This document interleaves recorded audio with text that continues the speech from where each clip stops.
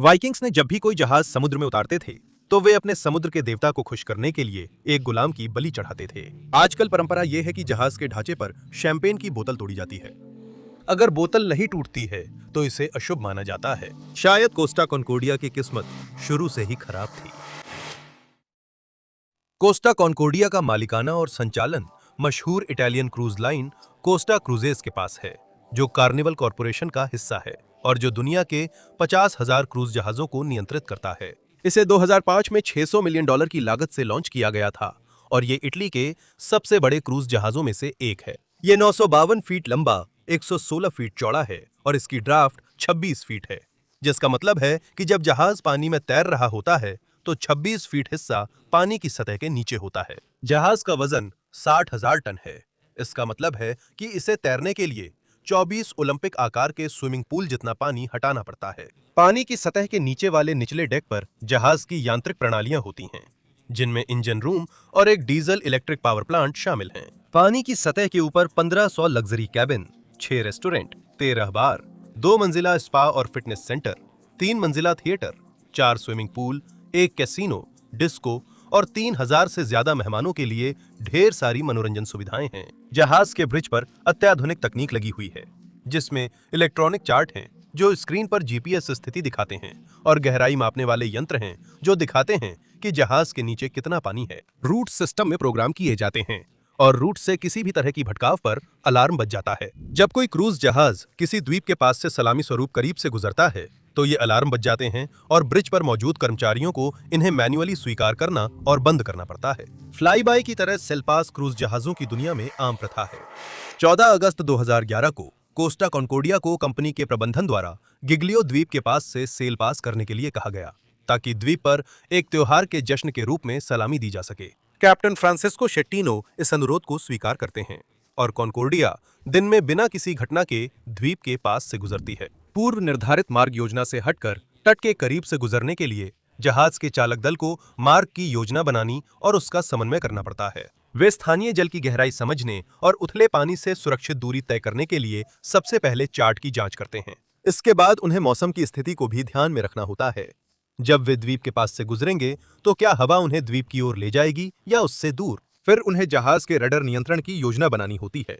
अगर आप एक छोटी नौका को उथले पानी के पास चलाते हैं तो आप दिशा बहुत जल्दी बदल सकते हैं। कोस्टा कॉन्कोर्डिया जैसे बड़े जहाज को अपने आकार और जड़त्व के कारण दिशा बदलने में समय लगता है। इसका मतलब है कि आपको जहाज की स्थिति और दिशा का पहले से अनुमान लगाना होता है और अपनी दिशा में बदलाव काफी पहले कर लेना होता है, ताकि जहाज पूरी तरह से प्रतिक्रिया दे सकें। 13 जनवरी 2012 को 1900 बजे कोस्टा कॉन्कोर्डिया चिविटावेकिया इटली से 7 दिन की क्रूज के लिए रवाना होता है। पहला निर्धारित ठहराव इटालियन रिविएरा के सावोना में है, जो उत्तर पश्चिम में 250 मील दूर है।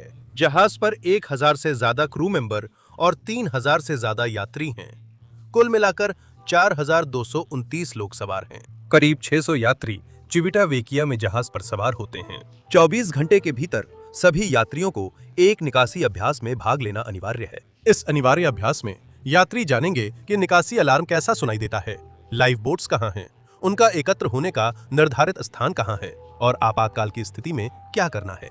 लेकिन फिलहाल जहाज अपनी यात्रा शुरू करता है और यात्री समुद्री जीवन में ढलने लगते हैं। 51 वर्षीय कप्तान फ्रांसिस्को शेट्टिनो 25 वर्षीय डोमिनिका कैमोर्टेन का मनोरंजन कर रहे हैं, जो मोल्दोवा की एक डांसर हैं और कप्तान की ऐसी मेहमान हैं जो बिना भुगतान के यात्रा कर रही हैं। कप्तान शादीशुदा हैं और उनकी एक बेटी भी है, लेकिन शायद एक बड़े जहाज के कप्तान को कुछ ऐसे फायदे मिलते हैं जो नौकरी के विवरण में नहीं लिखे होते। शेट्टिनो अपने क्रू को बता देते हैं कि वो गिग्लियो द्वीप के पास से जहाज को सलामी देने के इरादे से ले जाना चाहते हैं।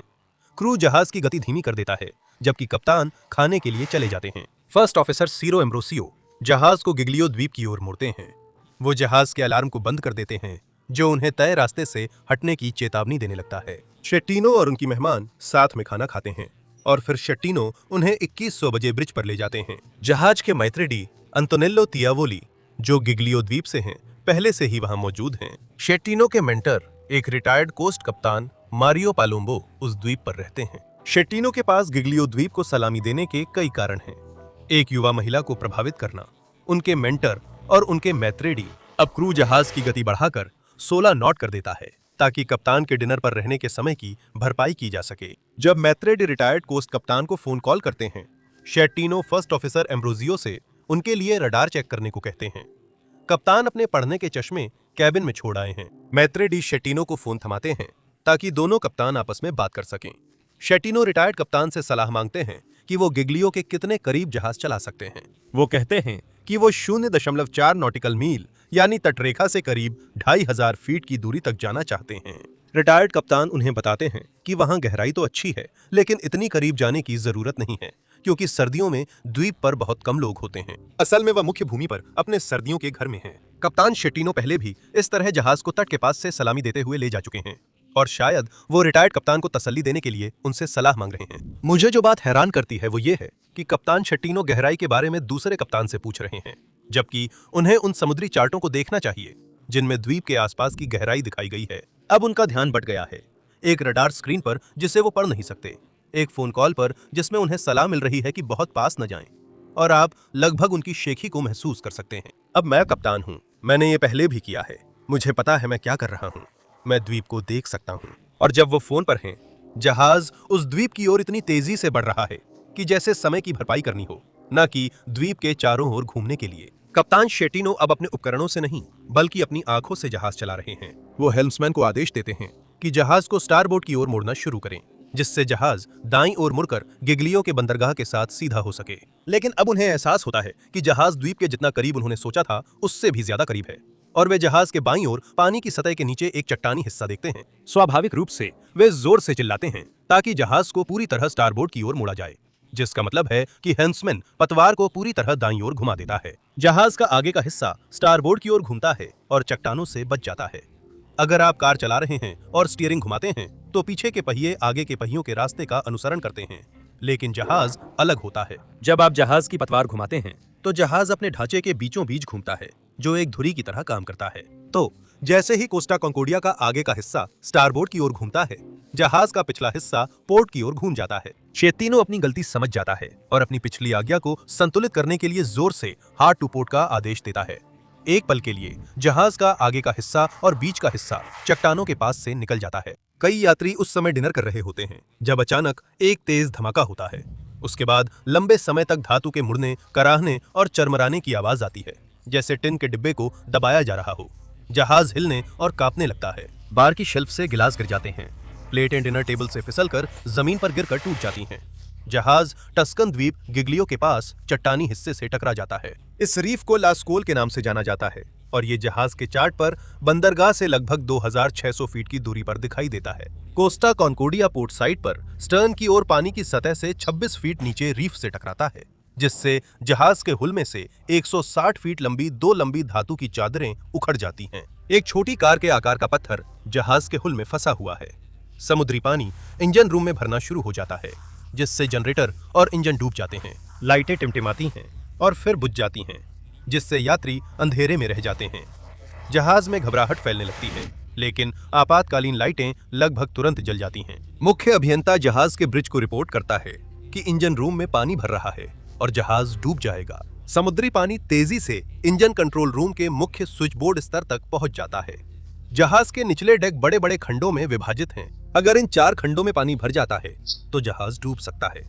ब्रिज पर कप्तान शेट्टिनो देख सकते हैं कि कई उपकरण काम नहीं कर रहे हैं। रात के 21:45 बजे एक अलार्म बजता है, 2 लंबी सीटी और एक छोटी, जो क्रू को किसी समस्या के बारे में सूचित करती है।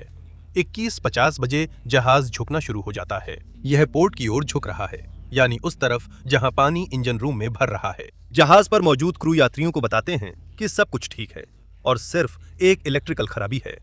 अब सब कुछ नियंत्रण में है और कृपया अपनी शाम का आनंद लें। 21:57 यानी जहाज के चट्टान से टकराने के 15 मिनट बाद शेट्टिनो कोस्टा क्रूज के ऑपरेशन सेंटर को फोन करते हैं। वो कार्यकारी रॉबर्टो फेरारिनी को बताते हैं कि एक कंपार्टमेंट में पानी भर गया है, जिसमें इलेक्ट्रिकल प्रोपल्शन मोटर हैं, और ऐसी स्थिति में जहाज की तैरने की क्षमता पर कोई असर नहीं पड़ा है।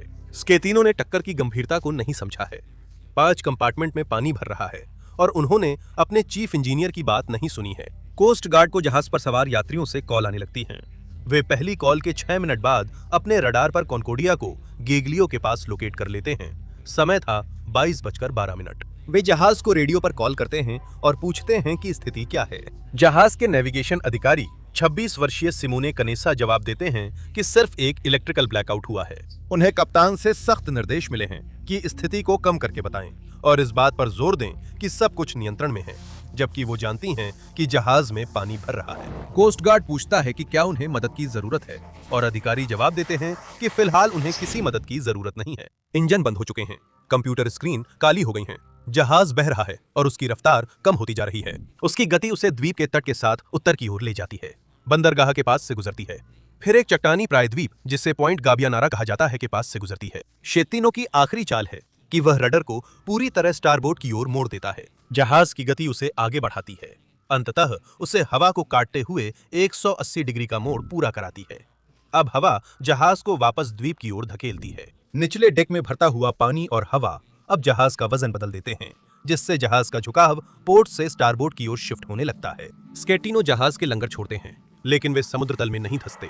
कोस्ट गार्ड फिर से कॉन्कोर्डिया के ब्रिज पर कॉल करते हैं। इस बार नेविगेटर उन्हें सूचित करता है कि जहाज में पानी भर रहा है और जहाज झुक रहा है। 22:26 पर स्केटिनो कोस्टा के ऑपरेशन सेंटर में रोबर्टो फेरारिनी से बात करते हैं और उन्हें बताते हैं कि 2 कंपार्टमेंट में पानी भर गया है और वो जहाज को किनारे की ओर ले जा रहे हैं। हकीकत ये है कि उसके पास कोई नियंत्रण नहीं है। हवा और जहाज की बची हुई गति उसे चट्टानों की ओर ले जा रही है। 22:28 पर कोस्ट गार्ड क्षेत्र में मौजूद सभी नावों को गिग्लियो द्वीप की ओर भेजने के लिए आपातकालीन कॉल भेजते हैं। 22:44 पर कोस्टा कॉन्कोर्डिया लगभग 65 फीट गहरे पानी में पुंटा डेल गवियोनारा पर आकर रुक जाता है। कॉन्कोर्डिया पर यात्री भ्रमित और अनिश्चित हैं। कप्तान शेट्टीनो सदमे में ब्रिज छोड़ देते हैं और जहाज की ओर देखते हैं। 3200 यात्रियों को समझ नहीं आ रहा कि क्या करें।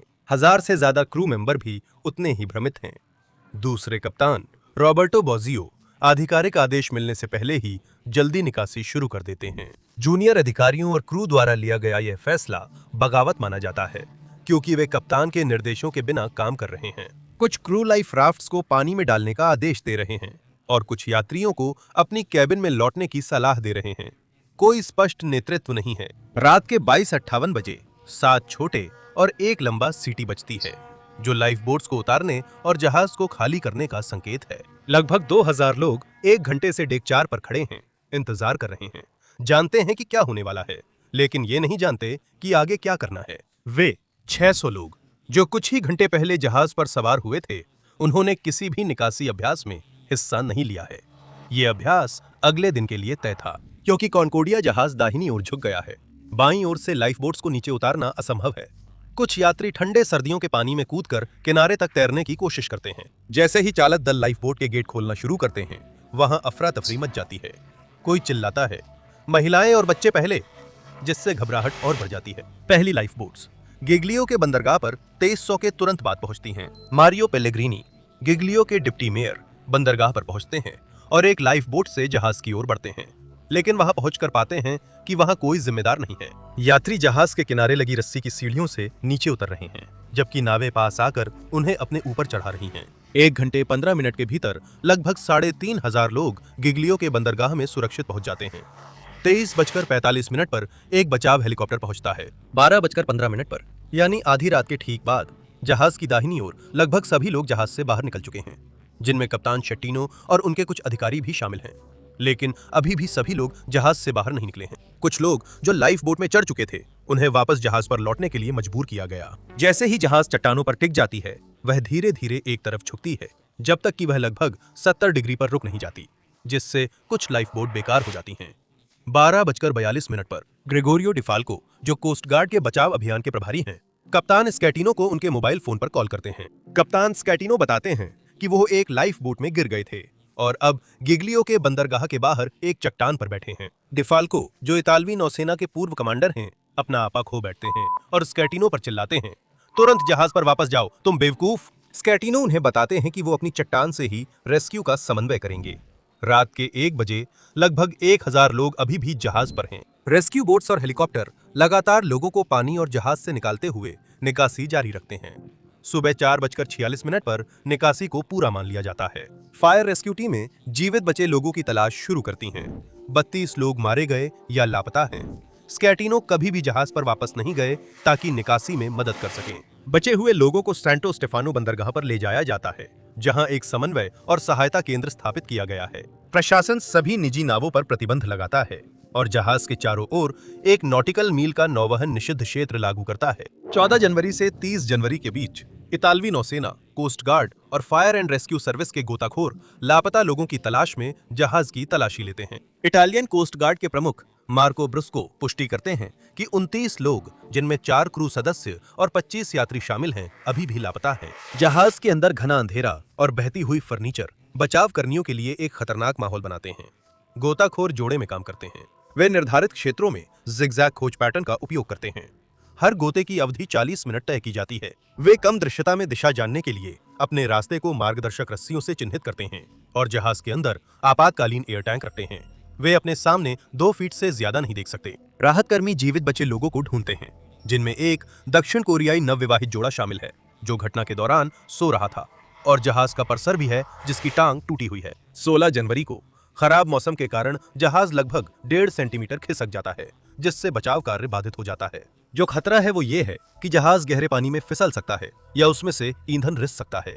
3 घंटे बाद ऑपरेशन फिर से शुरू होते हैं। राहत कर्मी जहाज के बाहरी ढांचे में पहुंच के लिए छेद बनाने हेतु विस्फोटकों का इस्तेमाल करते हैं। जहाज समय समय पर हिलता रहता है, जब तक कि 24 जनवरी को इसे इतालवी सिविल प्रोटेक्शन एजेंसी के प्रमुख द्वारा स्थिर घोषित नहीं कर दिया जाता। जनवरी 2012 के अंत तक कुल 17 शव बरामद किए जा चुके थे। 31 जनवरी को पानी की सतह के नीचे खोज समाप्त कर दी जाती है।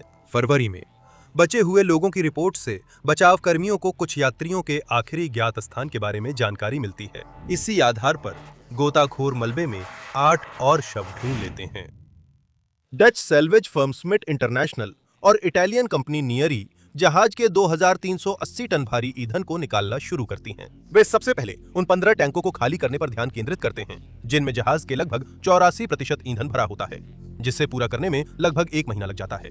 वे एक प्रक्रिया का उपयोग करते हैं जिसे हॉट टैपिंग कहा जाता है। क्योंकि टैंक पानी में डूबे हुए हैं, इसलिए काम पूरा करने के लिए व्यावसायिक गोताखोरों को बुलाया जाता है। सबसे पहले गोताखोर ईंधन टैंक के नीचे एक वाल्व और ऊपर एक और वाल्व लगाते हैं। गाढ़े तेल को थोड़ा कम चिपचिपा बनाने के लिए उसे गर्म किया जाता है।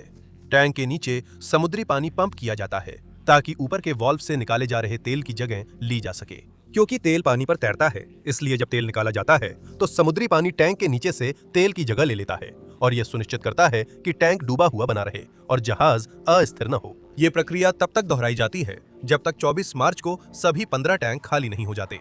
इसके बाद गोताखोर जहाज के ढांचे में एक छेद काटते हैं ताकि वे पानी से भरे इंजन रूम तक पहुंच सकें। वे इंजन रूम से लगभग 350 घन मीटर डीजल ईंधन और अन्य स्नेहक साफ करते हैं। जहाज के बाहर मलबे और समुद्र तल के बीच 5 और शवों को खोजने के लिए रोबोटिक खोज और बचाव उपकरण का उपयोग किया जाता है। ईंधन और तेल हटाने के बाद मलबा हटाने की प्रक्रिया शुरू होती है। 2 विकल्प हैं।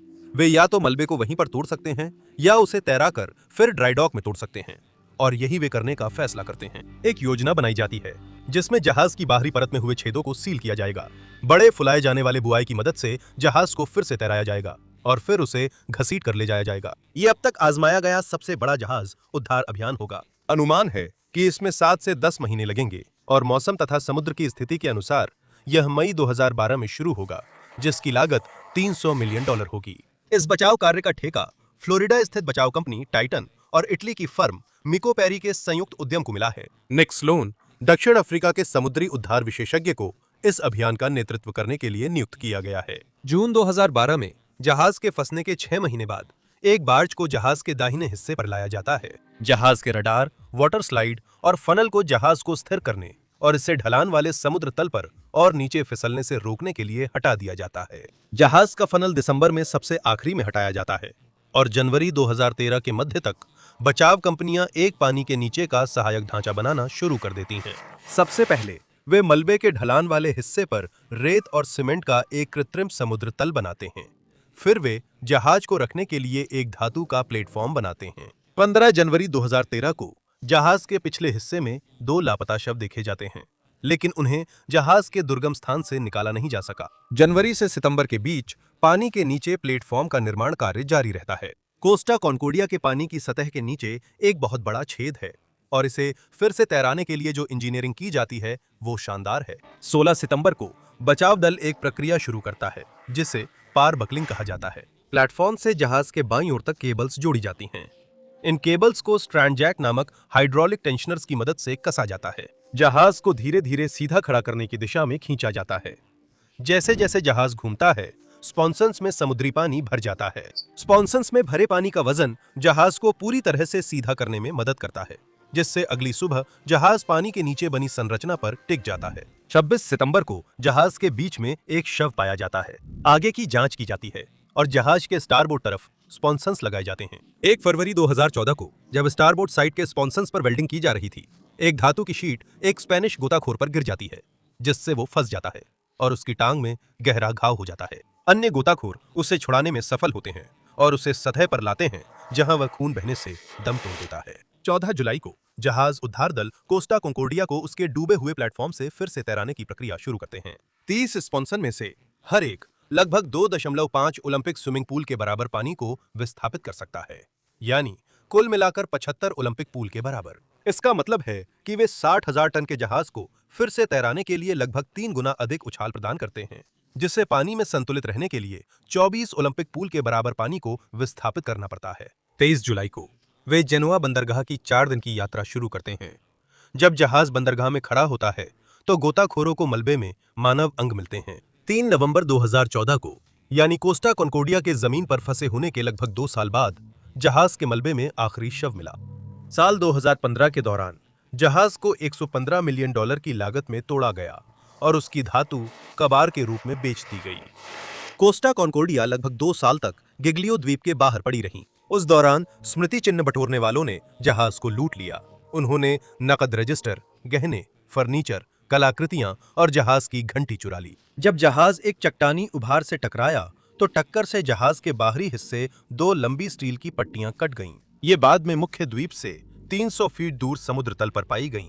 पीड़ितों के मुआवजे, जहाज को निकालने और स्क्रैपिंग सहित इस आपदा की कुल लागत लगभग $2 अरब है, जो इसके $600 मिलियन के निर्माण खर्च से 3 गुना अधिक है। इस घटना में 33 लोगों की मौत हुई, जिनमें 27 यात्री, 5 चालक दल के सदस्य और 1 सल्वेज गोताखोर शामिल थे। कप्तान शेट्टिनो पर गैर इरादतन हत्या का आरोप लगाया गया था। अपने बचाव में उनके वकीलों ने तर्क दिया कि जहाज शापित था क्योंकि शैंपेन की बोतल नहीं टूटी थी। वो इस समय 16 साल की जेल की सजा काट रहे हैं और मुझे पूरा यकीन है कि वो किसी 25 साल की मोल्दोवा की डांसर के साथ एक ही बंक पर नहीं सो रहे हैं। आजकल क्रूज लाइनरों को जहाज रवाना होने से पहले अनिवार्य निकासी अभ्यास पूरा करना होता है।